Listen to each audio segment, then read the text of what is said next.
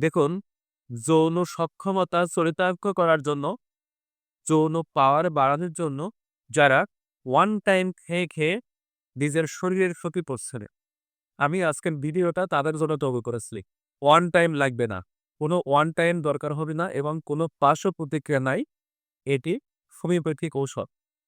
তবে যদি নিচের এই সিম্পটমগুলো, আমার বলা এই সিম্পটমগুলো মিলে যায়, তাহলে এইভাবে এই ওষুধটা খেলে আপনার ওয়ান টাইম দরকার হবে না। আপনি দারুণ শক্তি পাবেন, দারুণ এনার্জি পাবেন। তবে সিম্পটমগুলো আগে বলি। যাদের মিলনের প্রবল ইচ্ছা, হ্যাঁ? মিলনের ইচ্ছা প্রবল আছে, তারপরেও কিন্তু তার সক্ষমতা নাই, যৌন সক্ষমতা নাই এবং মিলনের সময় কম পাচ্ছে। ১ মিনিট, ২ মিনিট, ৩ মিনিট, বড়জোর ৪ মিনিট। ঠিক আছে? এবং উত্তেজনা প উত্তেজনা কম এবং পুরুষাঙ্গ ঠিকমতো যৌনাঙ্গে প্রবেশ করাতে পারেন না। আর যদি প্রবেশ করানো, তাহলে কিছুক্ষণ পরে সেটা নেতিয়ে পড়ে, অর্থাৎ নিস্তেজ করে যায়। তারপর যাদের বীর্য পাতলা এবং দিন পাতলাই হয়ে যাচ্ছে। বীর্য দিন পাতলা হয়ে যাচ্ছে।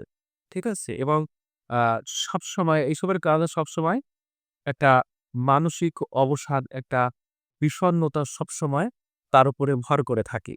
তো এই symptoms গুলো থাকলে আমি এখন যে ওষুধটা বলব, সেটা খেলে আপনি পরিত্রাণ পেতে পারেন।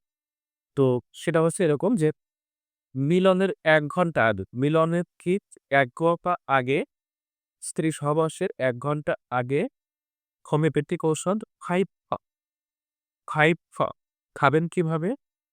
১ গ্লাস উষ্ণ গরম দুধ, ১ গ্লাস উষ্ণ গরম দুধ এবং ২ চা চামচ মধু।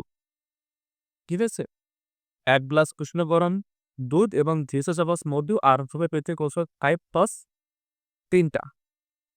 ৫+৩ টা, ১ গ্লাস উষ্ণ গরম দুধ এবং ২ চা চামচ মধু মিলনের ১ ঘন্টা আগে খাবেন। তবে সতর্কতা হচ্ছে উচ্চ রক্তচাপ আছে যাদের উচ্চ রক্তচাপ আছে, তারা চিকিৎসকের পরামর্শ ছাড়া কোনো প্রকার ওটি খাবেন না। কারণ এটি আপনার ব্লাড প্রেশার বাড়িয়ে দিতে পারে।